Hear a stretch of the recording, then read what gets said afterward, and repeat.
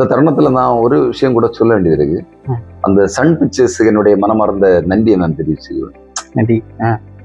அப்புறம் அவங்களோட ஒர்க் பண்ண அந்த ப்ரொடக்ஷன் மேனேஜர்ஸ் சூர்யா சாரு, சுவாமி சாரு, அவங்களுக்கு என்னுடைய மனமார்ந்த நன்றி சொல்லுவோம். அப்போ பக்கத்துல இருந்து சொல்றாங்க, லோகேஷ் சார் வர சொல்லுங்க அப்படின்னா, என்னடா லோகேஷ் சார் அப்படின்னு எனக்கு அது வரைக்குமே யாரு என்னன்னு கூட தெரியாது. லோகேஷ் சார்னு சொன்ன அப்பதான் எனக்கு இதாகுது, ஓ லோகேஷ் சாரா அப்படின்னு. அப்போதான் பக்கத்துல நான் ஒருத்தர் கேட்கிறேன், ஆமா அவர் தான் இதுல ஹீரோவா பண்றாரு அப்படின்னா. இவரு வந்திருக்காரு, என் கழுத்தா இவரு தான் அடக்க போறாருங்கிறது தெரிஞ்ச உடனே எனக்கு ரொம்ப ஆச்சரியமா இருந்து, ரொம்ப மகிழ்ச்சியாகவும் இருந்து. அப்புறம் சாரை பார்த்த உடனே எனக்கு ஒரு இதா இருந்தது. ஏன்னா பெரிய ஒரு இயக்குனர், இனி அந்த அருண் மாதேஸ்வரன் சார் இயக்குனரும் இவங்களும் ரொம்ப டீப் ஃப்ரெண்ட்ஸ் அப்படி. அப்போ அதுல அவங்க மச்சின்னு தான் கூடுவாங்க அப்படி.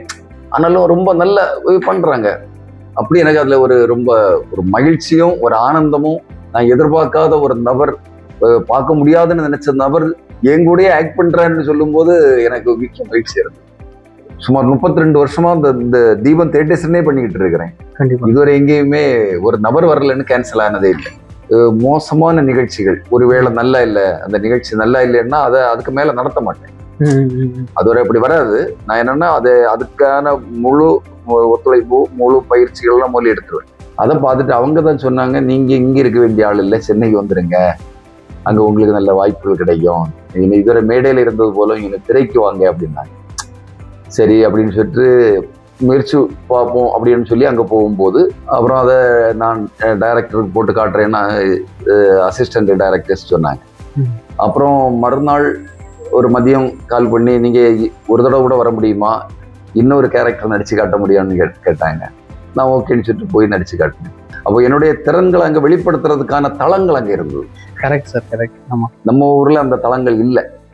உண்மையான திறமைக்கு நிறைய இயக்குநர்கள், கலைஞர்கள் எல்லாம் மதிப்பு கொடுக்குறாங்க.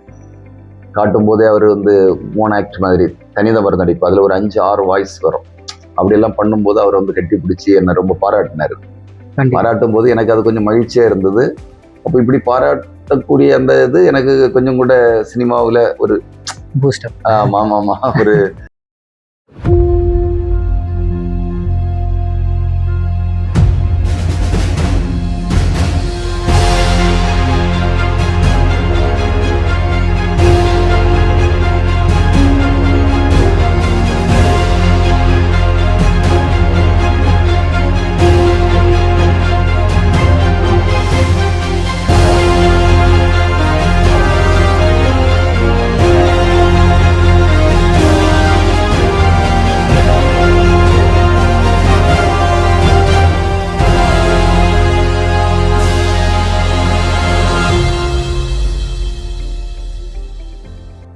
AK Plus universe international academy. அந்த அகாடமிக்குள்ளாடி நீங்கள் எந்த கலைகளாக இருந்தாலும் நீங்கள் கற்றுக்கலாம். மியூசிக்காகவும், டான்ஸாகவும், உங்கள் சினிமா துறைக்கு சம்மந்தமாகவும், கிராமட்டோகிராஃபி, சினிமாட்டோகிராஃபி போன்ற அனைத்தையும் நீங்கள் சர்டிஃபிகேட்டோட கற்றுக்கணும் அப்படின்னு சொன்னாச்சுன்னா AK Plus யூனிவர்ஸ் இன்டர்நேஷனல் அகாடமிங்கிற இன்ஸ்டாகிராம் பேஜை ஃபாலோ பண்ணிக்கோங்க. ஃபாலோ பண்ணி உங்களுக்கான அங்கீகாரங்களை நீங்களும் பெற்றுக்கொள்ளலாம். நிறைய ஒர்க் ஷாப் கண்டக்ட் பண்ணிட்டு இருக்கோம். அந்த ஒர்க் ஷாப்லையும் ஜாயின் பண்ணி நீங்கள் நிறைய கற்றுக்கலாம். அனைவருக்கும் வணக்கம். AK Plus யூனிவர்ஸுக்கு உங்களை அனைவரையும் அன்போடு வரவேற்கிறேன். இன்னைக்கு நம்ம ஒரு புது வீடியோவில் சந்திக்கிறதுல ரொம்ப சந்தோஷமாக இருக்குது. இன்றைக்கி நமக்கு கூட ஒருத்தர் வந்திருக்காரு. அவரை பற்றி சொல்லணும் அப்படின்னா ஒரு வார்த்தைகள் போதாது. ஏன்னா 30-35 வருஷங்களில் மேடை நாடகம் அப்படின்னு கன்னியாகுமரியில் பெரிய அளவில் கால் பதிச்ச ஒருத்தர். அதுவும் 30 வருஷத்தில் 2000 கலைஞர்களை உருவாக்கின ஒருத்தர்.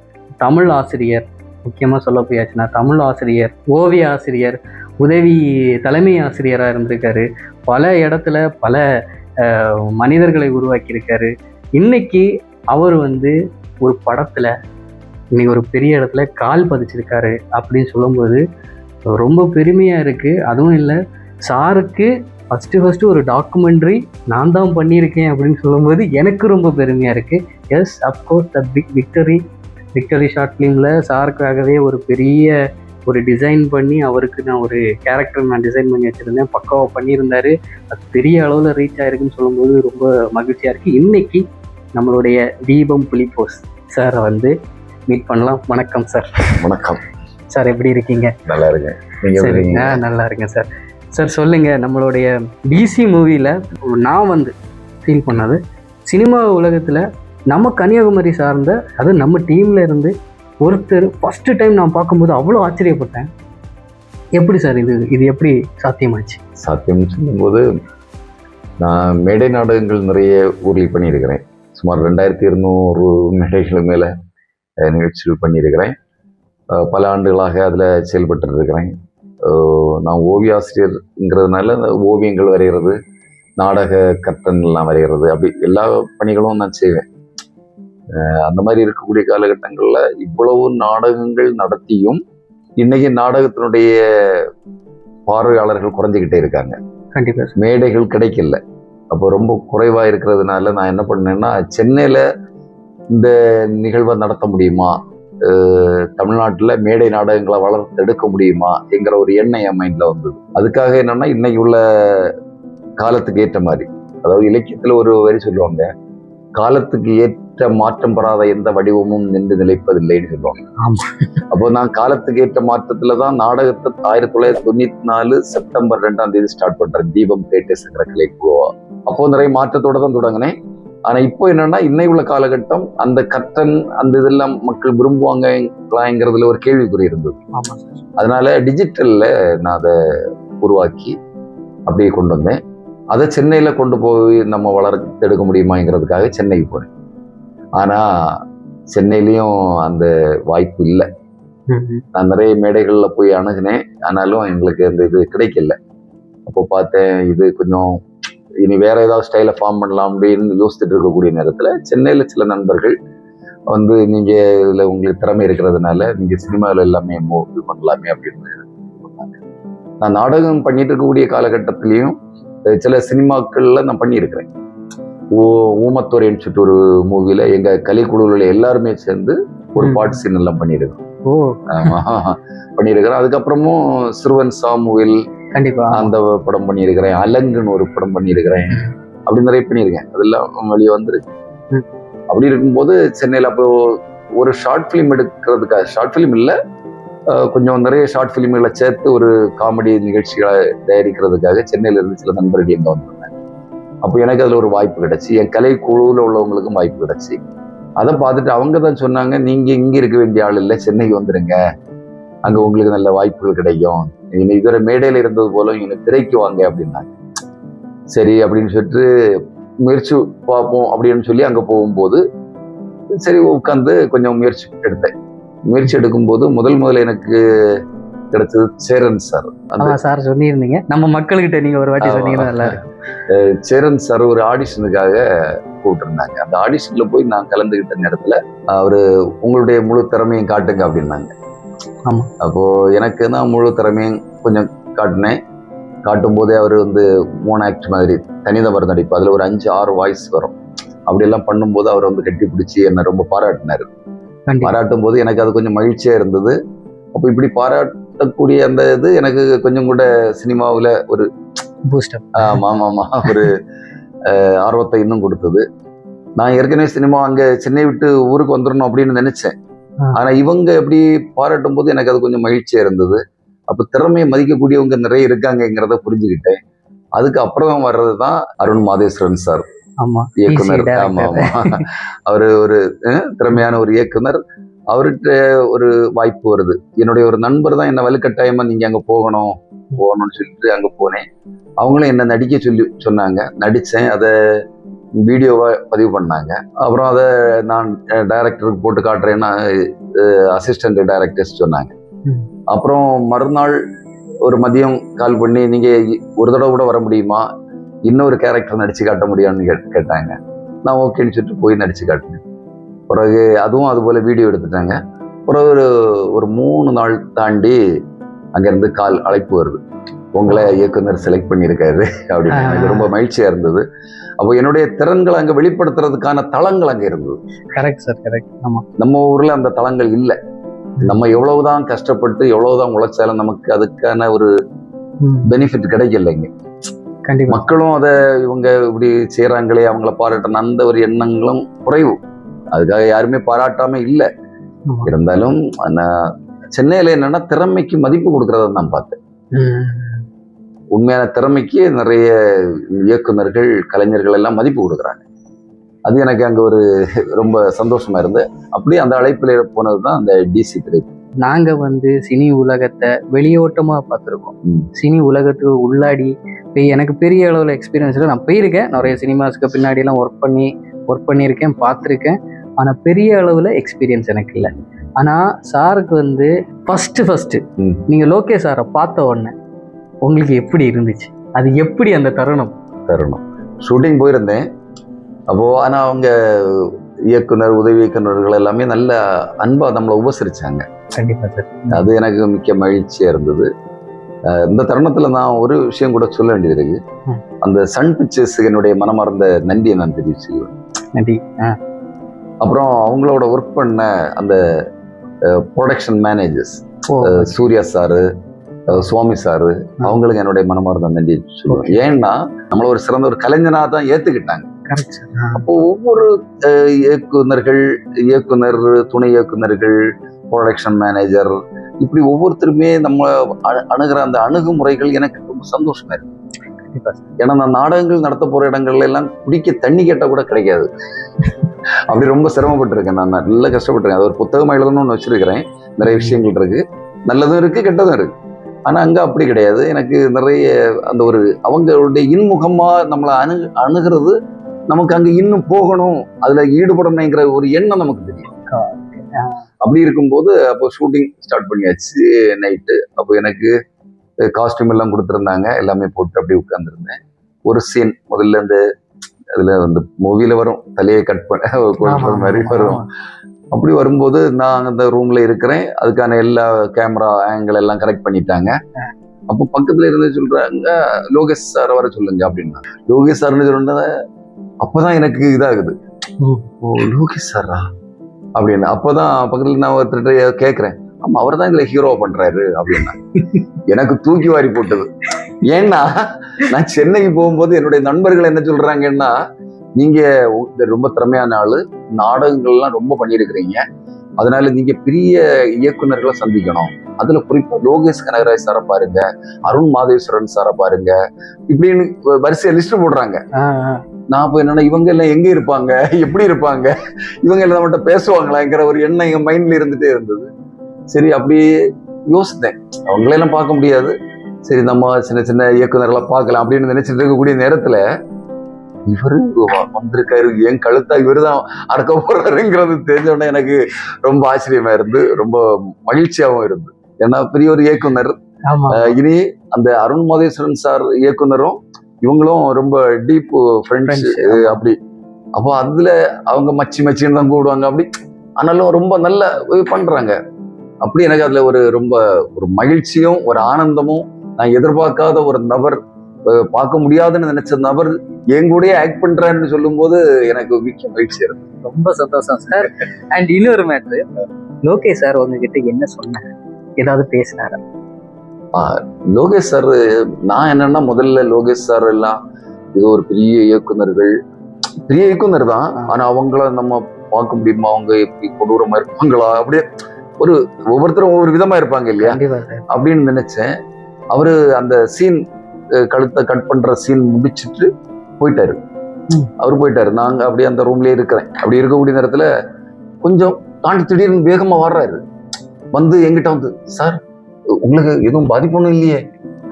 அவனை இல்லை சார் அப்படின்னா. ஓகே சார், ஓகேன்னு சொல்லிட்டு போறாரு. எனக்கு அப்பவும் கொஞ்சம் தான் இருந்தது. இல்லை அந்த அவருக்கு நான் எப்படி இருந்தா அவருக்கு என்ன, ஆனா அவரு திருப்பி வந்து கேட்கிறாருன்னா அவர்கிட்ட அந்த ஒரு மனிதாபிமானம் இருக்கிறத ஒரு கலைஞனை மதிக்கிற அந்த குணத்தை பார்த்தேன். எனக்கு அதெல்லாம் ரொம்ப இன்னொரு சம்பவத்தை சொல்லணும்னா, ஒரு சீன் வரும், அதுல நான் ஒரு டயலாக் சொல்லுவேன். அவங்க ஃப்ரெண்ட்ஸுகிட்ட போய் பேசுவேன். அதுல என்னன்னா ஒரு டயலாக், ஓ காசு கொடுத்தா என் மூஞ்சிலே ஆகி போயிடுவியா, கோலத்தை அறுத்து போட்டுடுவேன். அப்ப இடையில ஒரு சின்ன டயலாக் கொஞ்சம் இதா வரும் அப்படின்னு சொல்லும். அப்படி ஒரு டயலாக் வரும். அவர் உடனே பாட்டில் வச்சு என் மண்டையில அடிக்கணும். ஆனா பாட்டில் அந்த வேற பாதிப்பு இல்லாத பாட்டில் தான். அந்த சுகர் பாட்டில். ஆமா, எனக்கான என்னன்னா ஒரு சின்ன ஷாக் இருந்து, ஏன்னா நமக்கு இதுல அனுபவங்கள் ரொம்ப கம்மி இல்லையா. பாட்டில் எடுத்து தலையில போட்டு உடைக்கிறாங்கன்னா இது எப்படிடா அப்படின்னு யோசித்தேன். உனக்கு கூட நிக்க ஒன்றும் இல்லை சார், ஒன்றும் இல்லை அப்படின்னாங்க. எப்படியோ இயக்குனர் டைரக்டர் அருண் மாதேஸ்வரன் சார் அதை பார்த்தாரா என்ன ஆச்சுன்னு தெரியல. அப்படி இருக்கக்கூடிய சூழ்நிலையில லோகேஷ் சார் என்ன செய்யறாருன்னா ஒரு பாட்டில போய் வாங்குறாரு. வாங்கி அப்படியே போறாரு. போய் அந்த பக்கத்துல இருந்து அவருக்கு தலையில ஓங்கி அடிக்கிறாரு. அடிச்சுக்கிட்டு சார் ஒண்ணும் இல்லை அப்படின்னு சொல்லிட்டு வந்து சொல்றாரு. அப்போ ஒரு பாட்டில் எடுத்து இன்னொருத்தருக்கு மண்டையில அடிக்க போறோம், அது அவருக்கு பாதிப்பு கொடுக்குமாங்கிறத அவரு டெஸ்ட் பண்றாரு. பார்த்தேன் அந்த ஒரு நல்ல சிறந்த இயக்குநர்கள்ட்ட இப்படிப்பட்ட சில விஷயங்கள். அதுக்கப்புறம் என்னன்னா அவரை விட அதிகமா இருக்கிறாரு அருண் மாதேஸ்வரன் சார், இந்த டிசி திரைப்படத்தினுடைய இயக்குனர். அவர் என்ன பண்றாருன்னா, சரி என்ன அடிக்க வேண்டாம், எனக்கு பாடி காட்ட அடிப்போன்னு சொல்லிட்டு என்ன மாத்தி விட்டுட்டு அந்த அப்படி நான் டயலாக் பேசவும் லோகேஷ் சார் என்ன அந்த பாட்டில் எடுத்துட்டு எனக்கு பாடி காட்டு மண்டையில அடிச்சிருவாரு. அப்படி அந்த சீன் அமைஞ்சது. அப்போ அப்படி எனக்கு இதெல்லாம் ஒரு புதிய அனுபவங்களா இருந்தது. நம்ம இடங்கள் என்னன்னா இல்ல நீங்க பண்ணிதான் ஆகணும் அப்படின்லாம் சொல்லுவாங்க. ஆமா ஆமா சார், கண்டிப்பா. நம்ம இந்த திரையுலகத்துல பாத்தீங்கன்னா எல்லாமே வெல் எக்ஸ்பீரியன்ஸ், நிறைய படங்கள் பண்ணிட்டு இருக்கிற ஒரு பர்சன்ஸ். அவங்க வந்து உங்களுக்கு ஒரு முக்கியத்துவம் கொடுக்குறாங்கன்னு சொல்லும் போது அந்த இடத்துல ஒரு இவ்வளவுக்கும் நான் யாருன்னா உங்களுக்கு தெரியாது. கரெக்ட். நான் என்ன பண்ணிட்டு இருக்கேன், எது பண்ணிட்டு இருக்கேன். அப்போ ஒரு பெரிய நாடக கலைஞனா, இயக்குனரா, எழுத்தாளரா எதுவுமே அவங்களுக்கு தெரியாது. ஆமா, நான் ஆசிரியரா எதுவுமே தெரியாது. நான் என்னன்னா சாதாரண ஒரு நடிகனா தான் போயிருக்கேன். ஆமா சார். அப்போ என்னன்னா அவங்க அப்பா அந்த இடத்துல மனிதனா மதிக்கிறாங்க. எனக்கு அது கொஞ்சம் நல்லது. இனி அவங்க அசிஸ்டன்ட்ஸ் எல்லாம் இருக்காங்க, எல்லாருமே அப்படிதான். உண்மையிலே ரொம்ப மனசுக்கு ரொம்ப சந்தோஷமா இருந்தது. மூவில பண்ணது மட்டும் இல்ல, எனக்கு அது ஒரு பெரிய ஒரு அனுபவம். கண்டிப்பா சார். ஒரு இத்தனை வருஷ நாடக அனுபவத்துல எனக்கு இந்த சமூகங்கள்ல கிடைக்காத சில நல்ல சந்தோஷமான விஷயம் அங்கே கிடைச்சு சார். அப்புறம் பாத்தீங்கன்னா டிசி படத்தோட டைரக்டர் கூட ஒர்க் பண்ணியிருக்கீங்க. அவர் எப்படி, நீங்க லோகேஷ் சாரை பத்தி சொன்னீங்க, ஆனா அவரை பத்தி சொல்லுங்க. டைரக்டர் அவர் எப்படி உங்களை கையாண்டாரு, ரொம்ப கஷ்டமான சீன் எல்லாம் எப்படி உங்களுக்கு சொல்லி தந்தாரு, அவர் நடிச்சாரா, நடிச்சு காமிச்சு தந்தாரா? ஸோ நிறைய டைரக்டர்ஸ் பார்த்தீங்கன்னா என்கிட்ட சொல்லியிருக்காங்க, பசங்க சொல்லியிருக்காங்க, அந்த ஆளுக்கு ஆக்டிங்கே வரலைன்னா டேரக்டர் போய் நடிப்பாராமா அந்த கேரக்டரை. சாருக்கு இதே மாதிரி ஏதாவது ஒரு அனுபவம் சாருக்கு இருந்தா? அருண் மாதேஸ்வரன் சாரை பொறுத்த வரைக்கும் கொஞ்சம் நல்ல திறமையான ஒரு நபர்னு தெரிஞ்சுக்கிட்டேன். ஸ்பாட்ல என்கரேஜ் பண்றது, ஓகே, சத்தம் போடுறது, அந்த இது விஷயங்கள் நல்லா இருக்கணுங்கிறது அந்த இதுக்காக கரெக்டா பண்றாங்க. அது அப்படி பண்ணலைன்னா முடியாது. இந்த அளவுக்கு இன்னும் இந்த படம் வெற்றி பெறணும்னா இயக்குனருடைய அந்த ஒரு தனித்திறன் அதுல ரொம்ப முக்கியம். இல்லாம முடியாது. அப்போ என்னன்னா அவரு என்கரேஜ் பண்றதுன்னா அந்த ஆர்வத்தை தூண்டுறது, ஆர்வம் நம்மளை பாராட்டுறது. கண்டிப்பா கண்டிப்பா கண்டிப்பா. ஒரு சீன்ல நான் நிறைய சில காட்சிகள் அந்த எடிட்டிங்ல இதாகும். அப்போ நான் அப்படி இருந்து கொஞ்சம் இந்த குடி தண்ணி அடிக்கிறது மாதிரி போத இது பண்றது போல அப்படியே எல்லாம் ஒரு சீன்கள் வரும். அதுல சில டயலாக்ஸ் வரும். உடனே அப்படியே பண்ணிக்கிட்டு இருக்கேன். உடனே சொல்றாரு, என்ன சேட்டான்னு கூப்பிடுவாரு. என்னுடைய ஸ்லாங் கொஞ்சம் இங்க இருக்கேன் இல்லையா, அவோ சேட்டா சூப்பர் சூப்பர் அப்படின்னாரு. சேட்டன் கலக்குறாரு அப்படின்னு சொல்லிட்டு அவரு அந்த கூட்டத்திலேயே சிரிச்சு நம்மளை இது பண்ணும்போது நமக்கு இன்னும் கூட நம்ம பண்றது நல்லா இருக்கு, அப்ப இன்னும் அவரு நல்லா பண்ணலாங்கிற ஒரு அந்த ஒரு எண்ணம் நமக்கு அது கிடைக்குது. அப்படி இன்னொரு இடத்துல என்னன்னா ஸ்பாட்லயே டயலாக் எடுத்து விடுறது. ஸ்பாட்லயே சில டயலாக்ஸ் அவர் என்னன்னா அப்படி யோசிக்கிறாரு, அப்படியே ரெடின்னு சொல்றாரு. நம்முடைய ஆக்டிங்கை பார்த்து, நம்முடைய பாடி லாங்குவேஜ், நம்முடைய ஃபேஸ் ரியாக்ஷன் இதுகளை பார்த்து, நம்ம டயலாக் டெலிவரி இதுகளை பார்த்த உடனே அவருக்கு என்னன்னா சில ஐடியாக்கள் வருது. இவருக்கு இந்த டயலாக் கொடுத்தா எப்படி இருக்கும், இது கொடுத்தா எப்படி இருக்கும்னு சொல்லி டக்குன்னு அதுலயே எடுத்து கொடுக்குறாரு. அப்ப நான் சொன்னேன், சார் அந்த மாதிரி இல்லை இப்படி பேசுங்களேன் அப்படின்னாரு. அப்படி நிறைய டயலாக் அதெல்லாம் நமக்கு இந்த தியேட்டர்ல அப்ளாஸ் சார். அப்புறம் இன்னொரு விஷயம் என்னன்னா, நம்மளோட இளைஞர்களை பத்தி கொஞ்சம் பேசுவோம். நம்ம டீம்லயே தெரியும் உங்களுக்கு நிறைய இளைஞர்கள் இன்னும் சினிமா வாய்ப்புக்காக தேடி அவங்க ஃபுல் பொட்டன்ஷியல் நம்ம உடம்பளவில் எல்லாத்தையுமே உள்ள போட்டு அவங்க ஒன்று பண்ணிக்கிட்டு இருக்காங்க. அப்போ வந்து இப்போ இருக்கிற சூழ்நிலையில இந்த மாதிரி யங்ஸ்டர்ஸுக்கு வந்து வாய்ப்புகள் கிடைக்குமா? சினிமா துறையில இப்பதான் போயிருக்கீங்க. இப்போ காலகட்டங்கள் எப்படி இருக்கு, சினிமா துறைகள் எப்படி இருக்கு, நம்ம இளைஞர்கள் அங்க சாதிக்க முடியுமா?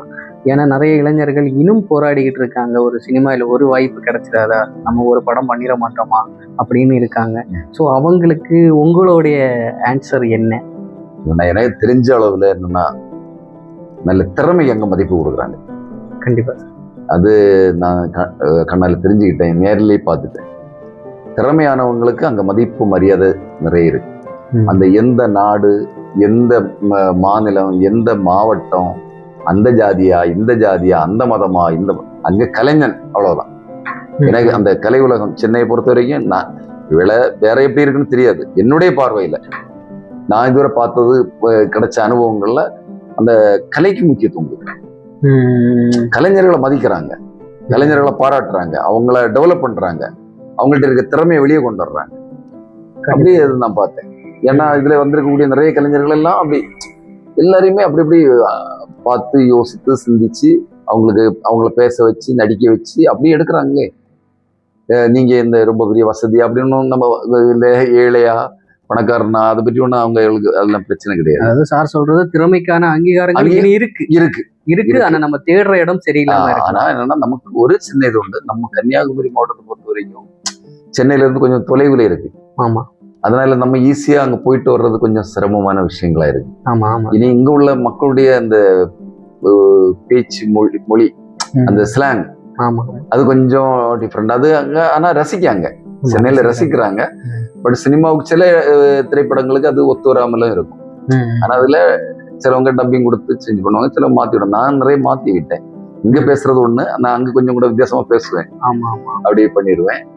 ஆனா என்னுடைய நாடகங்களையும் நான் நல்ல தமிழையே பேசி பழகுனதுனால எனக்கு என்னன்னா அது கொஞ்சம் பெரிய கஷ்டமா தெரியல.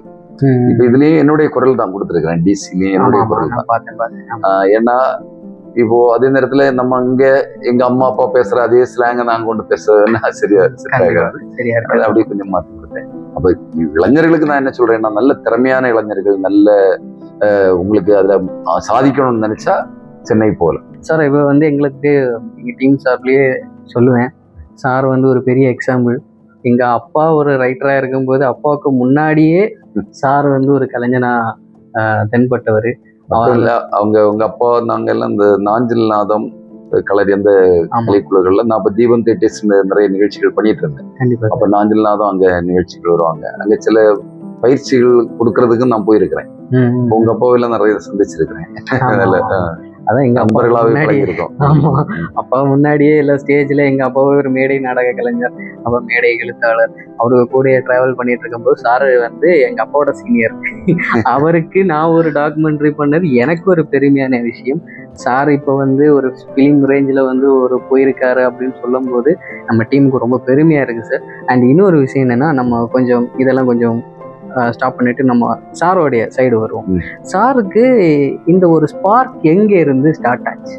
சார் எப்படி இந்த ஒரு விஷயங்களை பண்றீங்க? இந்த கலை உலகம் அது நான் நிறைய இதுகள்ல சொல்லி இருக்கிறேன்.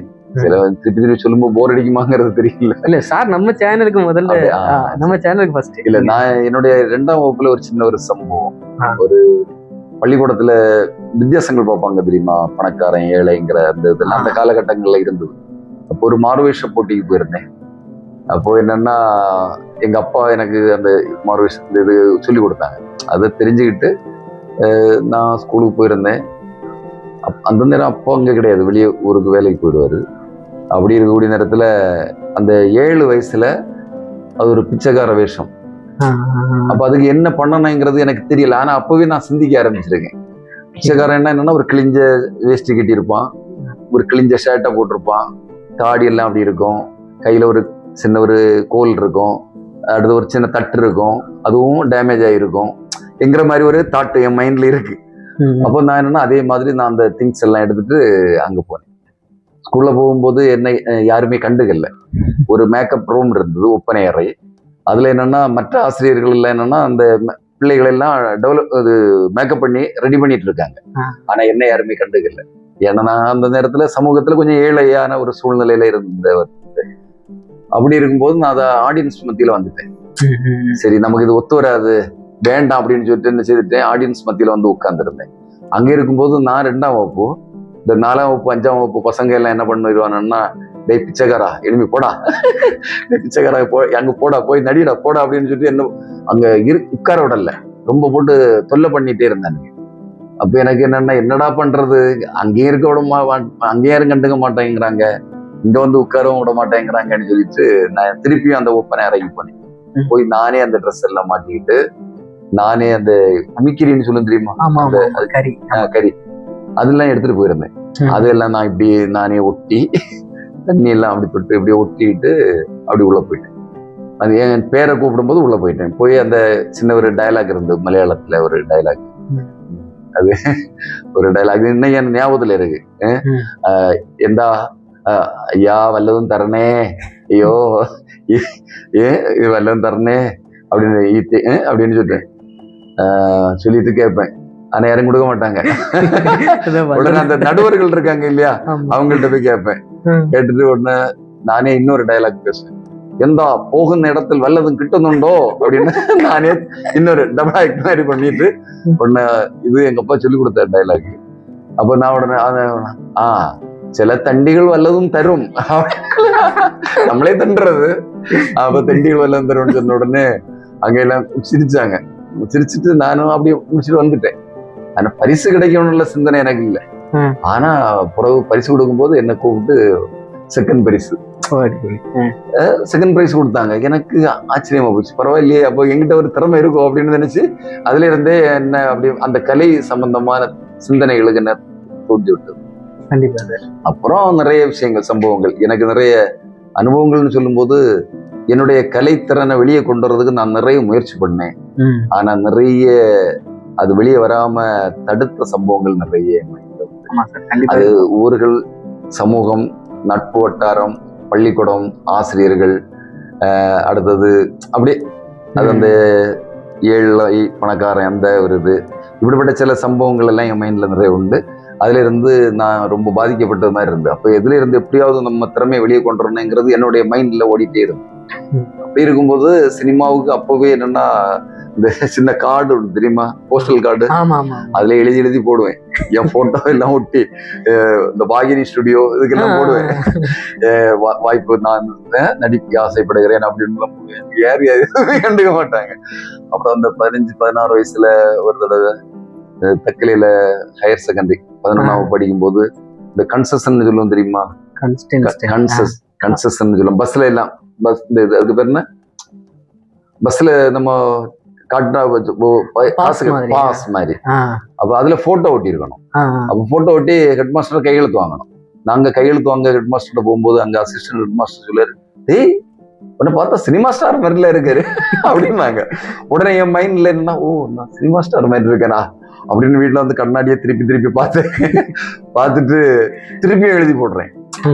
அதான் ஒண்ணுமே இல்லை. அப்போவே எனக்கு அந்த நடிக்கிறதுலயும் எண்ணங்கள், அடுத்தது இந்த அப்போ உள்ள திரைப்படங்கள், அப்போ எல்லா இடமும் திரைப்படம் உண்டு இல்லையா, ஊரா திரைப்படம் போடுவாங்க. அதெல்லாம் பார்க்கும்போது ரொம்ப நமக்கு நடிக்கணும் அந்த எண்ணங்கள் உருவாயிருந்து. பிறகு அதனுடைய வெளிப்பாடுதான் எங்கேயாவது வாய்ப்பு கிடைக்கிற இடங்கள்ல நடிக்கிறது. பிறகு நடிச்சு என்னன்னா சின்ன கதைகள் எழுதுறது. 7ஆம் வகுப்புலயே நான் எழுத ஆரம்பிச்சாச்சு. 7ஆம் வகுப்பு 8ஆம் வகுப்புலயே சின்ன இதுகள் எல்லாம் எழுதுவேன். எழுதி அப்படி நடிக்கிறது, சில நண்பர்கள் எழுதுறதுல அதுல போய் நடிக்கிறது. சில பேராசிரியர் வில்லவன் சார்லாம் உண்டு, விழிப்போர் கலைக்குழுன்னு ஒரு குழு உண்டு, இவங்க கூட எல்லாம் நடிக்க போவேன். அப்படிலாம் போய் பட்டிமன்றங்கள், வழக்காடு மன்றங்கள் எல்லாம் பேச போவேன். அப்படியே போய் பிறகு என்னன்னா, நமக்கு ஏன் தமிழ் நாடகங்களை ஏன் இப்படித்தான் பண்ணணும், அன்னைக்கு இருந்த காலகட்டம் ஒண்ணு, நம்ம ஏன் புதுமையா செய்யணும் கூடாதுங்கிற ஒரு எண்ணம் எனக்கு வந்தது. அதுல இருந்து தான் நான் என்ன பண்ணேன்னா, செட்டிங்ஸ், நான் இப்போ ஓவிய ஆசிரியர் அதுக்காக படிச்சிருந்தேன். டிராயிங் எல்லாம் சூப்பராக வரைவேன். பெரிய கர்டன்லாம் நானே வரைஞ்சிருவேன். அதெல்லாம் வரைகிறது, கட் அவுட் செய்யறது, அதுக்கு ஏற்ற மாதிரி பணிகளை தொடங்கிட்டேன். 1993 லாஸ்ட்லேயே, அதிசம் 94 ஸ்டார்டிங்லேயே தொடங்கி அப்படியே இருந்து 94 செப்டம்பர் 2ஆம் தேதி தீபம் தேட்டர்ஸ்ன்னு சொல்லிட்டு ஒரு நாடக கலைக்குழுவை உருவாக்கி எனக்கு என்னன்னா, நான் எனக்கு சொன்னையில ஒரு மார்வேஷ போட்டியில எனக்கு வாய்ப்பு கிடைக்கல. ஆனா 3ஆம் வகுப்புல எனக்கு ஒரு ஆசிரியர் எனக்கு ஒரு வாய்ப்பு கொடுத்தாங்க, நடனத்துக்கு ஒரு வாய்ப்பு கொடுத்தாரு. அது எனக்கு மனசுல நன்றி உணர்வா இருந்துட்டே இருந்து. நான் அடுத்தது 94 இப்படி தொடங்கும் போது அவரு நடிக்கிறதுல ரொம்ப ஆர்வம் உள்ளவர். அவருக்கு முக்கிய கதாபாத்திரம் கொடுத்து என்ன நாடகத்தை நடிக்க வச்சேன். அப்படி வச்சு அதுல இருந்து அந்த நாடக உலகத்துல ஒரு புதுமையை உருவாக்குனேன். அதுவரைக்கும் இருந்த பாணி ஒண்ணு, அதுக்கு பிறகு வந்திருந்த பாணி ஒண்ணு. ஏன்னா இடையில கேப் எல்லாம் இருக்காது, டக் டக் டக்குன்னு போவோம். தியேட்டர்ல லைட்டோட அந்த கர்டன் மேல போவோம் இல்லையா, அது போல ஏன் நாம செய்யக்கூடாதுன்னு நான் அதையும் உருவாக்கிட்டேன். உருவாக்கி அந்த மாதிரி அது போல நாடகம் தொடங்குறது முடிகிறது, இடையில எந்த இடைவெளியோ கேப் எல்லாம் இருக்காது. ஆனா குயிக்கா லைட் எல்லாம் சேஞ்ச் ஆகும், டிம்மர் சிஸ்டத்துல அப்படி உருவாக்கி அது மக்கள் மத்தியில ரொம்ப வரவேற்பை உருவாக்கி. சார் தான் முதல்ல கன்னியாகுமரியில டிஜிட்டல் நாடக மேடை உருவாக்குனது நம்ம பிலிப்போ சார் தான். நிறைய இடத்துல பேசப்பட்டுச்சு. முதல்ல டிஜிட்டல்ல கொண்டு வந்ததே சார் தான். அது நாடகத்துல அடுத்த ஒரு புதுமையை உருவாக்கணுங்கிறதுக்காக தான் அந்த மாதிரி டிஜிட்டல்ல அதுல கர்டன் எல்லாம் தேவைப்படாது. ஆமா, ஃபுல்லா ஸ்கிரீன். ஆமா, அந்த மற்ற எல்இடி வால் அதை நம்ம எடிட் பண்ணி நான் நிறைய ஒர்க் பண்ணேன். நிறைய காசெல்லாம் செலவு பண்ணேன். பெரிய மேடையை கட்டி வச்சிருக்கிறேன். அதுக்குன்னு ஒரு இடமே வச்சிருக்கிறேன். ஆமா, சார் வந்து கலைக்கு வேண்டிய அவர் சொந்தமா வீடு கூட கட்டாம கலைக்காகவே ஒரு மேடையே ஒரு 15 சென்ட்ல ஒரு மேடையை கட்டி வச்சிருக்காரு. வீடு கட்டாம ஒரு மேடையை கட்டி, மேடை மைதானங்கள் அப்படி வச்சிருக்காரு. கலைக்காகவே பண்ணிருக்காரு. யாராவது செய்வீங்களா? கலைக்காக செஞ்சிருக்காரு. அதுவும் இல்லாம 2000 பேர் பக்கத்துல நிறைய கலைஞர்கள் என் குழுவுல வந்திருக்காங்க. ஆர்வம் உள்ளவங்களை எடுப்பேன், திறமை உள்ளவங்களை எடுக்கிறத விட, ஏன்னா நானும் ஆர்வமா இருந்தது இல்லையா, அதனால ஆர்வம் உள்ளவங்களை எல்லாம் என் கலை குழுவுல கொண்டு வருவேன். கொண்டு வந்து அவங்களுக்கு படிச்சு கொடுத்து, டயலாக் சொல்லி கொடுத்து, அவங்கள பேச வச்சு அப்படி இப்படி கொண்டு வந்து நிறைய பேர். ஆனா என்ன செய்வாங்கன்னா, கொஞ்ச நாள் இருப்பாங்க, அதுக்கு போயிடுவாங்க. ஏமாத்திட்டு போறவங்க நிறைய பேர் உண்டு. இப்பவும் நிறைய பேர் ஏமாத்துவாங்க. அப்ப மனசு கஷ்டமா இருக்கும். இருந்தாலும் நான் இதுவரைக்கும் எங்கேயுமே ரத்தானது கிடையாது, கேன்சல் ஆனது கிடையாது. நானே 2-3 கேரக்டர்ல மாத்தி நடிப்பேன். என் பிரதர் ஒரு ஜோஸ் பிரகாஷ் இருக்காரு, இப்போ ஹெட் மாஸ்டரா ஒர்க் பண்ணிட்டு இருக்காரு. அவரும் எனக்கு கூட ஃபுல்லாவே ஒர்க் பண்ணுவாரு. அவரும் எல்லா வேலையும் செய்வாரு. அப்படி நாங்க ஒரு பண்ணிதான் அந்த ஒர்க் பண்ணோம். அதாவது சாரை பாத்தீங்கன்னா, ஒரு ஃபீமேல் ஆர்டிஸ்ட் வந்து மேடை நாடகத்துல வரல, சார் போய் என்ன பண்ணுவாருன்னா ஃபீமேல் ஆர்டிஸ்டாவே ஒருக்கி அவர் போய் நடிச்சிருக்காரு. யாராலையும் கண்டுபிடிக்க முடியாது, நானே கண்டுபிடிக்கல.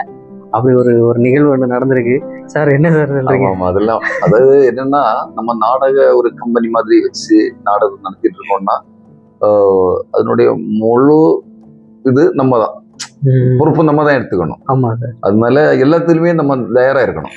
அதாவது செட்டிங்ஸ், லைட்டிங்ஸ், மியூசிக்கு, ஒரு நபர் வரலன்னா அந்த இடத்த நம்ம ஃபில் பண்ணக்கூடிய அளவுல கெப்பாசிட்டியை நம்ம உருவாக்கிடணும். இல்லாம நம்ம நடத்தக்கூடாது. நான் அப்படி அந்த கெப்பாசிட்டி எல்லாமே எனக்கு உண்டு. நான் அதை உருவாக்கிக்கிட்டேன். அப்படி பண்ணும்போதுனால நிறைய இதுவரைக்குமே சுமார் 32 வருஷமா இந்த தீபம் தேட்டேஷனே பண்ணிக்கிட்டு இருக்கிறேன். இதுவரை எங்கேயுமே ஒரு நபர் வரலன்னு கேன்சல் ஆனதே இல்லை. அதுபோல நிறைய பேர் வராம இருந்திருக்காங்க. திடீர்னு சாயங்காலம் அட்டாக் ஆகி ஹாஸ்பிட்டல் அட்மிட் ஆனவங்க இருக்காங்க. அப்புறம் இதெல்லாம் scene set operator, light operator, music, இவங்க எல்லாம் கூட இல்லாத நேரத்திலயும் நாங்க பண்ணியிருக்கோம். அதெல்லாம் ஒரு அந்த நேரத்துல ஒரு என்ன சொல்ல, பிரசன்ஸ் ஆஃப் மைண்ட்னு சொல்லுவோமே, அந்த மைண்ட்ல நான் கரெக்டா யார் என்னென்ன பண்ணணும், எது பண்ணணும்னு எல்லாம் முடிவு பண்ணி அப்படியே நடக்கும். அதுதான் என்னுடைய ஒரு தீபம் தேட்டர்ஸ் ஒரு இதை உருவாக்குறது. இன்னைக்கு மக்கள் மத்தியில நிக்கனாதான். அதுபோல மோசமான நிகழ்ச்சிகள் ஒருவேளை நல்லா இல்லை, அந்த நிகழ்ச்சி நல்லா இல்லைன்னா அதை அதுக்கு மேல நடத்த மாட்டேன். அது ஒரு அப்படி வராது. நான் என்னன்னா அதுக்கான முழு ஒத்துழைப்பு, முழு பயிற்சிகள்லாம் முதல்ல எடுத்துருவேன். அந்த மாதிரி தெளிவா பண்ணி தான் மக்கள் மத்தியில கொண்டு போவேன். இன்னொரு விஷயம் என்னன்னா, சார் வந்து ஒரு மெஜிஷியன், ஒரு மேஜிக் மேன். அது யாருக்குமே தெரியாது சார். அது வந்து கலை உலகத்திலேயே வந்து அவருக்கு தெரியாத ஒரு விஷயம் கூட கிடையாது. நல்ல நடன ஆசிரியர், களரி நடனங்கள் எல்லாமே சாருக்கு தெரியும். அதுவும் இல்லாமல் ஒரு மேடைக்கு என்னென்ன தேவையோ A to Z சார்கிட்ட கேட்டால் அவர்கிட்ட கொட்டி கிடக்கு. அவர் அதை பற்றி பேசணும்னா ஒரு பெரிய கடல். அதாவது சார் வந்து ஒரு பெரிய கடல், அவர்கிட்ட பேசிக்கிட்டே இருக்கலாம். அந்த மாதிரி ஒரு பெரிய கலைஞர் கூட நான் ஒர்க் பண்ணியிருக்கேன். இன்னைக்கு அவர் டிசியில் இருக்காருன்னு சொல்லும்போது ரொம்ப பெரிய மகிழ்ச்சியான ஒரு விஷயமா இருக்குது. கன்னியாகுமரியில் தீபம் பிலிப்போஸ் தெரியாத ஆளே இருக்க முடியாது. ஏன்னா அதாவது அந்த சாரோடைய ஏஜில் இருக்கிறவங்க முக்கால்வாசி பேருக்கும் இந்த கன்னியாகுமரி மாவட்டத்தில் இருக்கிற எல்லாருக்குமே தெரியும். சார் அந்த காலத்தில் வந்து ரொம்ப பெரிய ஒரு விஷயம் பண்ணியிருந்தாரு. நிறைய இடத்துல பாராட்டுகள் பெற்றிருக்காரு. நிறைய அவார்ட்ஸ் சார் வாங்கியிருக்கீங்கல்ல, அதை பத்தி கொஞ்சம் பேசலாம் சார். எத்தனை அவார்டு வாங்கியிருக்கீங்க? அவார்டுகள் அது ஒரு சுமார் ஒரு 20க்கு இதுல வாங்கியிருக்கிறேன். ஓகே. அதாவது அரச விருதுன்னு சொல்லக்கூடியது நம்முடைய மாவட்ட ஆட்சித்தலைவர் கொடுத்திருக்க விருது. அப்புறம் என்னன்னா பல மாவட்டங்கள், ஊட்டி அங்கங்க இருந்தெல்லாம் அந்த குமரி மாவட்டத்துல நல்ல சிறந்த நாடக கலைஞர்னு சுற்று தேர்வு செய்து அதை விசாரிச்சு கூடுவாங்க. அப்படி நிறைய இடத்துல விருதுகள் கிடைச்சிருக்கு. அப்புறம் ஆசிரியர் பணியில ஆசிரியரா இருந்து பணியாற்றதுல நல்லாசிரியர் விருதும் வாங்கியிருக்கேன். Super super. அதுல நிறைய விருதுகள் சில இடங்கள்ல நிறைய வாங்கியிருக்கேன். அப்புறம் கலை, அதாவது என்னுடைய இது என்னன்னா, நான் நிறைய பிள்ளைகளுக்கு சொல்லுவேன், கலையும் கல்வியும் 2 கண்டு. கண்டிப்பா சார், கண்டிப்பா. கலையும் இருக்கணும், கல்வியும் இருக்கணும். வெறும் கலை மட்டும் இருந்தாலும் அது நல்லா இருக்காது, கல்வியே இல்லாம இருக்கக்கூடாது. அப்ப 2ம் ஈக்குவலா இருக்கணும்னு நினைச்சு நான் உழைக்கிறேன். அதனால நான் என்னன்னா, கலையை எந்த அளவுக்கு நான் நேசிச்சேனோ அது போல கல்வியை நேசிச்சேன். அதனால என்னன்னா, நான் ஒரு ஆசிரியரா பணியாற்றும் போது வெறும் ஒரு ஓவிய ஆசிரியரா தான் பள்ளிக்கூடத்துக்கே போனேன். ஓவிய ஆசிரியரா, டிராயிங்ல ஹையர், அடுத்த டீச்சர் ட்ரைனிங் இதெல்லாம் முடிச்சு ஒரு தகுதியோட போனேன். அங்க போய் B Litt, MA Tamil, MA history, BEd, MPhil, PhD தெரியாது இல்லாம நாடகத்திலேயே பிஹெச்டி அதெல்லாம் படிச்சேன். எல்லாம் படிச்சுட்டு இப்ப கூட எல்எல்பி போட்டிருக்கேன். அது இன்னொரு பக்கம். நான் அதை இப்ப வேண்டாம் அப்படின்னு கொஞ்சம் ரொம்ப என்னால. நாடகத்துல பிஹெச்டி? ஆமா ஆமா. Oh my God. அப்படியே அதெல்லாம் பண்ணேன். டாக்டரேட் நீங்க எதுல வாங்கினீங்க? நாடகத்துல. தமிழ் நாடகம். ஓகே. நான் தமிழ் ஆசிரியர்ல டாக்டரேட் முடிச்சாரு நினைச்சிட்டு இருக்கேன். இப்பதான் தெரியுது கலையில டாக்டரேட் பண்ணிருக்கேன். நாடகம் தமிழ், அது தமிழ்ல தான் வரும். நாடகம், இயலிசை நாடகம் எல்லாம் அந்த அந்த ஓகே ஓகே ஓகே அப்படி வாங்கியிருந்தேன். அப்போ என்னன்னா, பிள்ளைகளுக்கும் அதை சொல்லி கொடுப்பேன். ஆமா. அது போல மனப்பாடம் பண்றதுல நம்ம பிரில்லியண்டா இருக்கணுங்கிறது. ஆமா. இன்னொன்னு, ஆமா, ஒருத்தர் வந்து பேசியிருப்பாரு, நார்த் இந்தியன்ல அதை ஷூட் பண்ணியிருந்தாங்க. அது ஒரு பெரிய ஷோ.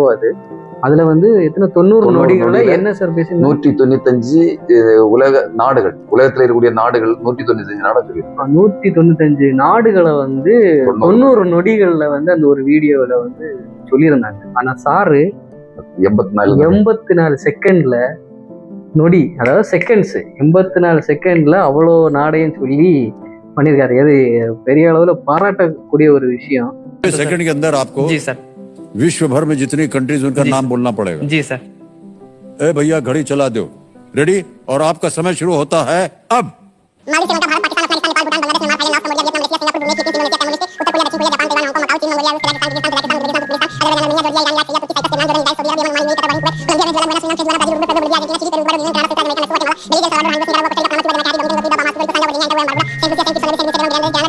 पुस्तिका सम्मानित पुलिस वेटिकन सिटी फ्रांस अंतरराष्ट्रीय पुस्तकालय Belgium Netherlands Luxembourg Germany Denmark Colombia Lithuania कालिंगटन।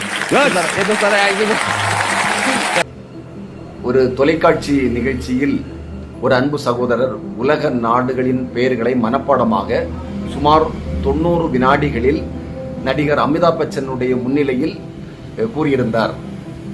நான் அதே நாடுகளை 90க்கும் குறைவான வினாடிகளில் மனப்பாடமாக உங்கள் முன் சமர்ப்பிக்க விளைகின்றேன். அதிவேகமாக இருப்பதால் தெளிவு சற்று குறைவாக இருக்கும், மன்னிக்குமாறு உங்களை அன்போடு கேட்டுக்கொள்கின்றேன். Afghanistan, Albania, Algeria, Andorra, Angola, Antigua, Barbuda, Argentina, Armenia, Australia, Austria, Azerbaijan, the Bahamas, Bahrain, Bangladesh, Barbados, Belarus, Belgium, Belize, Benin, Bhutan, Bolivia, Bosnia and Herzegovina, Botswana, Brazil, Brunei, Bulgaria, Burkina Faso, Burundi, Cambodia, Cameroon, Canada, Cape Verde, Central African Republic, China, Colombia, Comoros, Democratic Republic of the Congo, Republic of Costa Rica, Cote d'Ivoire, Russia, Cuba, Cyprus, Czech Republic, Denmark, Djibouti, Dominican Republic, East Timor, Ecuador, Egypt, El Salvador, Ecuador, Kenya, Estonia, Ethiopia, Finland, France, Gabon, Gambia, Georgia, Germany, Ghana, Greece, Grenada, Malagania, Guinea, Ghana, Ghana, Haiti, countries, Hungary, Iceland, India, Indonesia, Nigeria, Iraq, Republic of Ireland, Israel, Italy, Jamaica, Japan, Jordan, Southern Kenya, Kiribati, North Korea, South Korea, Kosovo, Kuwait, Kyrgyzstan, Laos, Latvia, Lebanon, Lesotho, Liberia, Liechtenstein, Lithuania, Luxembourg, Macedonia, Madagascar, Malawi, Malaysia, Maldives, Mali, Malta, Marshall Islands, Mauritania, Mauritius, Mexico, Portugal, Seychelles, Micronesia, Moldova, Monaco, Mongolia, Montenegro, Morocco, Mozambique, Myanmar, Namibia, Nepal, Nicaragua, Nigeria, Norway, Oman, Pakistan, Palau, Papua New Guinea, Paraguay, Peru, Philippines, Portugal, Poland, Qatar, Romania, Russia, Hondasen, Kitchen,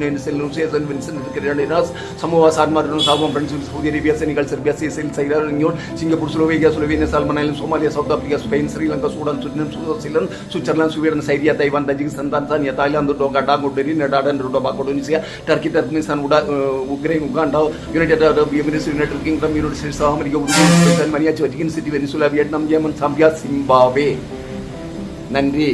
அது அவ்வளோ செகண்ட்ல அவ்வளோ சீக்கிரத்தில் முடிச்சிருப்பாரு. 90 செகண்ட்ல 84 செகண்ட்ல 84 செகண்ட்ஸ்ல complete பண்ணியிருப்பாரு sir. அவ்வளோத்துக்கு பெரிய திறமை மிக்க. அது மட்டும் இல்லை, இதெல்லாம் பண்ணுவேன். நம்ம இந்தியாவில் இருக்கக்கூடிய எல்லா மாநிலங்கள் டக்குன்னு சொல்லுவேன், அதனுடைய ஹெட் குவார்ட்டர்ஸ் சொல்லுவேன். நீங்க அது போல இந்தியாவில் இருக்கக்கூடிய மொத்த மாவட்டங்கள் சுமார் 740 மாவட்டத்துக்கிட்ட வரும். அவ்வளோத்தையும் ஒரு 5-6 நிமிஷத்துல சொல்லிடுவேன். அதுபோல நீங்க எந்த மாநிலத்தை கேட்டாலும் அந்த மாநிலத்துக்கு உள்ள இருக்கக்கூடிய மாநிலங்களை சொல்லுவேன். வேணா நீங்க ஒண்ணு டெஸ்ட் பண்ணிடலாம். ஏதாவது ஒரு மாநிலத்துக்கு பேரை சொன்னா அங்க இருக்கக்கூடிய மாவட்டங்களை எல்லாம் டக்கு இப்ப கேரளான்னு சொல்லும் போது 14 மாவட்டங்கள் இருக்கு. தமிழ்நாட்டுல 38 மாவட்டம் இருக்கு. உத்தரப்பிரதேசம் 75 மாவட்டம் இருக்கு. மத்திய பிரதேசம் 51 மாவட்டம் இருக்கு. அந்த மாதிரி அப்படின்னு சொல்லுவேன். அந்த என்ன மாவட்டம்னு சொல்லுவேன். இப்ப உத்தரப்பிரதேசத்துல 75 மாவட்டம் இருக்குன்னா டக்குன்னு சொல்லிடுறேன். கொஞ்சம் ஆக்ரா, அலிகர், அலகாபாத், அம்பேத்கர் நகர், அமைதியா ஒரே அப்படி. அது மட்டும் இல்ல, இந்த திருக்குறள் இருக்கு பாத்தீங்களா, திருக்குறள் அதிகாரம் அது தெரியும் எல்லாம். அதாவது திருக்குறளும் சொல்லுவாரு, அதிகாரமும் சொல்லுவாரு, நம்பரை மட்டும் சொன்னா அதையும் சொல்லிடுது. திருக்குறள்ல மாடல்கள் 1008 படிச்சிருக்கேன். ஆனா அது என்னன்னா அப்பப்ப ரிப்பீட் பண்ணணும், இல்லைன்னா மறந்துடும். அது ஒரு நெருக்கடி உண்டு. ஆனா நிறைய நான் யூடியூப்ல நான் பாத்துருக்கேன். யூடியூப்ல நிறைய இந்த 133 அதிகாரங்கள் உண்டு. சாப்டர். அத ஒரு 60 நொடி 59 நொடியில சொல்லிடுது. 50 சொல்லி யூடியூப் போட்டிருக்கேன். கடவுள் வாழ்த்து வான் சிறப்புஞ்சி தருபெருமை அறன் வலியுறுத்தலில் வாழ்க்கை துணைநில மக்கள் பேர் அன்புடைமை விருந்தோம்பல் இனியவை குரல் செய்தி அறிதல் நடுவதிலை மேடக்கொடை ஒழுக்கமுடைய குரலுடைய முறையுடைமை அழைச்சாராமை ஒகாமை புறங்குறாமை வேங்கல் சொல்லாமை தீவனேச்சம் புறவரதில் ஈகை புகழர்கள் உடைமை புலால் மறுதல் தவம் கூட ஒழுக்கங்களாமை வாய்மை புகழாமை என்னாச்சையாமை கொல்லாமை நிலையாமை துறவுமை உணர்தல் அவார்த்தல் ஊழியரை மாட்சி கல்வி கல்லாமை கேள்வி அறிவுடைய முத்தங்கடிதல் பெரியோரை துணை கொடர் செஞ்சாராமை தெரிந்து செயல் வகை வெளியறிதல் காலம் அறிதல் இடன் அறிதல் தெரிந்த தெளியல். அது 51 சொன்னா இன்னும் அப்படியே சொல்லிட்டு இருக்கலாம். சொல்லணும்னா சொல்லிடுறேன். ஸ்கூல்ல ஒரு திருக்குறள் சொல்றதுக்கு அவ்வளவு திணறோம் சார். இனி நீங்க அந்த நம்பர் சொன்னாலும் சொல்லி, இப்ப நீங்க 100 கேட்டா உனக்கு 100னா பண்புடைமை சொல்ல இல்ல, நம்ம அந்த அளவுக்கு நாலேஜ் இருந்தா. 71 குறிப்பறிதல், 110 குறிப்பறிதல், 2 அதிகாரம் இதுக்குள்ள இருக்கு, ஒரே பேர்ல இருக்கு. ஆமா, அப்படி இல்ல. நான் எதுக்காக சொல்றேன்னா, இந்த கலையும் கல்வியும் 2 கண்கள்னு சொல்ற மாதிரி நம்ம கலையும் தெரிஞ்சிருக்கணும், கல்வியும் தெரிஞ்சிருக்கணும். கண்டிப்பா. இப்ப கலையில நான் நிறைய செய்திருக்கிறேன், நிறைய சாதிச்சிருக்கிறேன். ஓவிய கலையா இருக்கட்டும், நடன கலையா இருக்கட்டும், நாடக கலையா இருக்கட்டும், இயல் 5 புத்தகம் எழுதியிருக்கிறேன். 5 புத்தகம் எழுதியிருக்கிறேன். அதுல ஒண்ணு கலைஞருக்கு ஒரு கவி மாலைன்னு ஒரு கவிதை புத்தகம், கலைஞர்கிட்ட அவருடைய வாழ்க்கை வரலாறு கவிதை எழுதி அவர்கிட்டே கொண்டு கொடுத்தேன். ஆமா, நான் பார்த்தேன். அடுத்தது இப்போ இந்த கவிமலையில் நம் காமராஜர்னு ஒரு புத்தகம் எழுதியிருக்கிறேன். அது நம்முடைய இதுக்கு முன்னால் இருந்த சபாநாயகர் அப்பா அவர்கள் அதுல வாழ்த்தல் எழுதி கொடுத்திருக்காங்க. நம்முடைய எம்பி விஜய் வசந்த் அவர் எழுதி கொடுத்திருக்கிறாரு. சரி, அதெல்லாம் புத்தகம் நான் அப்படியே வச்சிருக்கேன். நம்ம விடாம அப்படி எல்லாம் பிரிண்டிங் எல்லாம் எடுத்து வீட்டிலேயே வச்சிருக்கேன். பாருங்க, ஒரு கலைஞர் சொல்றாரு, ஒரு கலைஞர் சொல்றாரு, கலையும் கல்வியும் 2 கண்கள் அப்படின்னு சொல்லும் போதே நமக்கு புரிஞ்சுக்கணும். கலை இருந்தால் கல்வி இருக்கணும், கல்வி இருந்தால் கலை. ஒரு முழு மனிதனா இருக்கலாம், முழு ஒரு திறமைசாலியா இருக்கலாம். ஆமா, கண்டிப்பா. இப்போ நான் ஒரு நாடகம் மட்டும் பண்ணிட்டு இருந்தேன், நாடகம் மட்டும்தான் நான் பண்ணிட்டு இருக்கேன். என்ன ஒரு நாடகக்காரன் என்ன இப்போ அப்படிதான் சொல்லுவாங்க. எனக்கு அதை பற்றி கவலை இல்லை. நான் அதுல பெருமைப்படுறேன். என்ன நாடகக்காரன் என்னோ சினிமாக்காரன் என்னோ எப்படி சொன்னாலும் நான் அதுல மன மகிழ்ச்சியா இருக்கேன். ஏன்னா நான் நல்லதான் பண்றேன். இந்த சமுதாயத்துல ஒதுக்கப்பட்ட ஒரு கலையை வளர்த்தெடுத்திருக்கேன். 32 வருஷம் நான் அதுக்காக உழைச்சிருக்கிறேன். ஏன்னா பணம் சம்பாதிக்கிறதோ இன்னொரு தொழில் செய்யறது பெரிய காரியம் இல்லை. ஆனா ஒரு அழிஞ்சு போகக்கூடிய ஒரு விஷயத்த அதை வெளியே கொண்டு வந்து அழியாம பாதுகாக்கிறத நான் செய்தேன். அது என்னுடைய ஒரு கடமையா நினைச்சு செய்தேன். ஏன்னா நான் ஒரு நாடக கலைஞனா இருந்தனால, நாடகத்துல ஆர்வம் இருந்ததுனால இந்த கலை என்னுடைய காலத்துல அழியக்கூடாது. அது வரைக்கும் நான் பிடிச்சதை கொண்டுருவேங்கிற ஒரு என்ன சொல்ல வைராக்கியத்துல நான் அப்படி கொண்டு வந்திருந்தேன். அதுக்கு ஆனா அந்த கலைத்தாய் என்னை கைவிடல. கண்டிப்பா சார். அந்த கலைத்தாய் தான் என்னை படிக்க வச்சதும். புரியுதா? அதுக்கு கூட ஒரு உதாரணம் சொல்லுவேன். சொல்லணும்னா டைம் இருந்தாலும் என்ன சொல்றேன், சொல்லலாம் சார். நான் ஒரு பட்டிமன்றத்துல பேசிட்டு இருக்கிறேன். பேசிட்டு இருக்கும்போது நான் அப்போ என்னன்னா சும்மா கொஞ்சம் தான் ஏதோ படிச்சுட்டு அப்படி இப்படி இருக்கிறேன். பட்டிமன்றத்தில் ஆனால் நல்லா பேசுவேன், நடிப்பேன். அப்படி இருக்கக்கூடிய நேரத்தில் நடுவர் அவர்கள் சொல்றாரு, யாரு பில்லவன் சார், எஸ் ராஜ் சார் கீழ்குளத்துல இருக்காங்க. அவங்க சொல்றாரு, நான் இப்போ டிரைவர், நான் நிறைய தொழில் இருக்கேன், கட்டிட தொழில் முதல் தொழில எல்லா வேலையும் செய்வேன். டிரைவரா கூட இருந்திருக்கீங்க. ஆமா, டிரைவர், ஹெவி டிரைவர், ஜேசிபி வரைக்கும் ஓட்டுவேன். அப்படி எல்லாம் பண்ணுவேன், ஒயரிங், பிளம்பிங் எல்லாமே பண்ணுவேன். அப்போ அப்படி பண்ணிட்டு இருக்க அவரு பேசுறாரு, அதுல காட்டுறாரு, இவர் ஆசிரியர் அப்படின்னு சொல்றாரு, அவருடைய இன்ட்ரோடக்ஷன் சொல்றாரு. அடுத்து என்ன பார்த்து சொல்றாரு, இவர் ஒரு ஓட்டுநர், நல்ல திறமையானவர் அப்படின்னு சொன்னாரு. அப்போ எல்லாருமே ஒரு ஆசிரியர், அவர் ஒரு வங்கியில பணி செய்யறாரு, இவர் இப்படிப்பட்டவர், அவர் பேராசிரியர். அப்போ நான் மட்டும்தானே படிக்காம இருக்கிறேன், எனக்கு மட்டும்தானே இந்த வாய்ப்பு கிடைக்கலன்னு அப்போ ஒரு பொறிய மைண்ட்ல நுழைஞ்சது. அப்ப அந்த கலை தான் என்ன செய்து படிக்க வைக்குது. நான் அந்த பட்டிமன்றத்துல நான் போய் பேச போனது காரணத்தால நான் படிக்கல, மீதி எல்லாம் படிச்சிருக்கிறாங்க, எனக்கு அந்த வாய்ப்பு கிடைக்கலையேங்கிற ஒரு எண்ணம் என் மைண்ட்ல உருவாகி அண்ணில இருந்து தான் தொடங்கினேன் என்னுடைய படிப்பு. கலையும் விடல, கல்வியும் விடல. ரொம்ப பெரிய அதுல அந்த மேஜிக் அப்படிதான். மேஜிக்கும் நம்ம அந்த கலைக்கு உள்ளால வரணும், அது தெரியணுங்கிறதா மேஜிக் படிச்சுக்கேன். எல்லாமே தெரிஞ்சுக்கிட்டேன். கண்ணை கட்டிட்டு பைக்கு, காரு, டாரஸ், லாரி வரைக்கும் ஓட்டுவேன். ஆனா என்னன்னா அது ஒரு சின்ன ட்ரிக்ஸ் தான், அது ஏமாத்துறது தான். மற்ற மாதிரி அது ஏதோ மந்திரி ஒண்ணும் கிடையாது. நான் இப்ப என்னன்னா டிரைவ் பண்ணும்போது ஒரு கை ஒரு கால், இந்த ரெண்டு, ஒரு கையும் ஒரு காலையும் யூஸ் பண்ண மாட்டேன். அப்படி நான் டிரைவ் பண்ணுவேன், எந்த வண்டியும் ஓட்டுவேன். அப்படி ஓட்டும் போது கண்ணை கட்டிட்டு பைக் ஓட்டி இருக்கிறேன். அப்போ என்னன்னா நான் யோசிக்கிறேன், ஏன்டா இந்த டாரஸ் லாரியோ எந்த இதே மாதிரி ஏன் பண்ண முடியாது? கண்ணை கட்டிட்டு பைக் ஓட்டணும்னா அது ஓட்டலாம். ஆனா எனக்கு என்னன்னா நான் எல்லாமே சுமைகளை தலையில சுமக்கிறதுனால எனக்கு எல்லாம் டைம் கிடைக்காமலே நிறைய விஷயங்கள் வாய்ப்பு இருந்தா செய்வேன். ஆனா இது போல நான் எங்க வகுப்புல இருக்கக்கூடிய மாணவர்களை அது போல மனப்பாடம் பைக்க வச்சிருக்கிறேன். இந்த 133 அதிகாரம் இதெல்லாம் நீ சொல்லிட்டு வந்து கொண்டு வந்துட்டு, நான் இல்லைன்னா நம்ம இந்தியாவுடைய அத்தனை மாநிலங்களுடைய பேரை சொல்லிட்டு வந்தோம்னா உனக்கு 100 ரூபாய் பரிசுன்னு சொல்லுவேன். மறுநாள் அப்படியே படிச்சுட்டு வந்து 100 ரூபாய் வாங்கிட்டு போயிடுவான். 100 ரூபாடா? அதாவது நான் எதுவும் 100 ரூபாய் பெருசுதான். இது அப்ப இல்ல, இது ஒரு 5, 7, 8 வருஷம் அதுக்கு முன்னால. நான் எதுக்கு சொல்றேன்னா, வகுப்புல படிக்காத ஒரு பையன் இருக்கான், அவனை படிக்க வைக்கிறதுக்கு என்ன வழி? புரியுது இல்லையா? அப்படிப்பட்ட ட்ரிக்ஸ், இந்த டெக்னிக் எல்லாம் நமக்கு கலைஞர்களுக்கு தான் அந்த விஷயங்கள் நிறைய தெரியும். அநீதிகளை கண்டுபிடிக்கிறது, தவறுகளை சுட்டி கட்டுறது, அந்த காலத்திலேயே அப்படிதான் நிறைய விஷயங்களை நான் பாத்துருக்கேன். கலைஞர்கள்ட்ட நிறைய விஷயங்கள் இருக்கு. இப்ப நானும் அது போல அந்த பசங்க அது போல நாடகத்துல நடிக்கிறதுக்கு வந்து நிற்பாருங்க. எனக்கு 5 பேர் தான் தேவை, இல்லைன்னா 7 பேர் தேவை. ஒரு ஆண்டு விழாவில் ஒரு சின்ன ஒரு நாடகம் நடத்துறேன்னு வைங்களேன், 7 பேர் வாங்க பண்ணா ஒரு 18 பேர் 20 பேர் வந்து நிற்பான். சார் நான் வரேன் சார், நான் வரேன் சார். அப்ப யோசிப்பேன், அப்பவே கதை எழுதிடுவாரு. உடனே நான் அதுக்கு ஏற்ற மாதிரி கதையை எழுதுறது மட்டும் இல்ல, அதுலயும் எல்லாரையும் வாய்ப்பு கொடுக்க முடியாது. அப்படின்னா டைம் நிறைய போயிடும். உடனே ஒரு 2 போலீஸ் தேவைன்னா ஒரு 8 போலீஸ் விட்டுருவேன். அந்த மாதிரி எல்லாருக்கும் வாய்ப்பு கொடுப்பேன். அப்படியே அந்த பசங்களுக்கு கொடுப்பேன். அதுல அவனுக்கு டயலாக் கொடுப்பேன். அதாவது படிக்காத பையன் இருக்கானே, அவனுக்கு என்ன பண்ணுவேன்னா ஒரு 4 வரி டயலாக்கா எழுதி கொடுத்துருவேன். இது படிச்சாதான் ஒன்ன நான் உள்ளாலே அனுமதிப்பேன்னு சொல்லுவேன். மறுநாள் படிச்சுட்டு வந்துருவான். கிளாஸ்ல டீச்சர் என்கிட்ட சொல்லுவான், சார் ஒரு வரி படின்னு சொன்னா படிக்க மாட்டான் சார், உங்க நாடக டயலாக படிச்சு வச்சிருக்கான் சார். சார் வந்து ஒரு ஏதோ ஒன்று சொல்லணும்னு சொல்லியிருக்காரு. வேற ஒன்றும் இல்லை, எல்லாருக்கும் வணக்கம். பார்த்துட்டு இருந்து ரொம்ப நன்றி, கேட்டு இருந்திருப்பீங்க. நான் என்ன சொல்றேன்னா, என்னுடைய ஒரே ஒரு விஷயம், நான் கலையும் கல்வியும் 2 கண்கள்னு நிறைய இடத்துல சொல்றேன், நிறைய இதுகளை பேசுறேன். அதை பத்தி நீங்க யோசிச்சுங்க.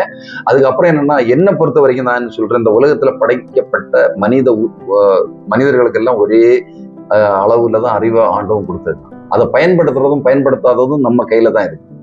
அது சில விதைகள் சொல்லுவாங்க, இந்த இதுல பைபிள்ல சொல்லுவாங்க தெரியுமா, வழியோரத்துல விழுந்த விதைகள், பாறையில விழுந்த விதைகள், அந்த மாதிரி சொல்லுவாங்க தெரியுமா. அந்த மாதிரி சிலவங்கள்ட்ட இந்த திறமைகளை வெளியே கொண்டு வர முடியாத சூழ்நிலையில இருக்காங்க. அதனால அவங்களெல்லாம் வெளியே கொண்டு வரணும், அதுக்கு நம்மவும் உதவணும், அவங்களும் முயற்சிக்கணும். எல்லார்ட்டையும் எல்லா திறமையும் இருக்கு, நீங்க முன்னுக்கு வாங்க. நீங்க எடுக்கக்கூடிய எந்த பணியிலையும் உங்களுடைய முழு திறனை காட்டி நம்ம முன்னுக்கு வாருங்க. அனைவருக்கும் நன்றி. தேங்க்யூ ஃபார் வாட்சிங் திஸ் வீடியோ. ஸோ நீங்கள் பார்த்துருப்பீங்க, பிலிப்போ சார் இன்னைக்கு வந்திருந்தார். வந்து நமக்காக நிறைய டிப்ஸ் அண்டு அவருடைய எக்ஸ்பீரியன்ஸு, அவர் லைஃப்பில் நடந்த நிறைய கதைகளை பற்றி பேசியிருக்காரு. ஸோ ரொம்ப ஹாப்பியாக இருக்குது. ஸோ அதுவும் இல்லாமல் நம்ம டிசியில் நடித்து நம்ம கன்னியாகுமரி மற்றும் நம்மளுடைய டீமுக்கெல்லாம் ஒரு பெருமை செய்திருக்கிறாரு. ஸோ அது மட்டும் இல்லை, சார் ஒரு மிகப்பெரிய திறமையாளர், அதுவும் இல்லை பயங்கர வித்தக்காரர் எல்லாம் இன்றைக்கி தான் எனக்கு தெரிஞ்சிச்சு. ஸோ அதெல்லாம் வந்து பேசும்போது ரொம்ப மகிழ்ச்சியாக இருந்துச்சு. நன்றி, வணக்கம்.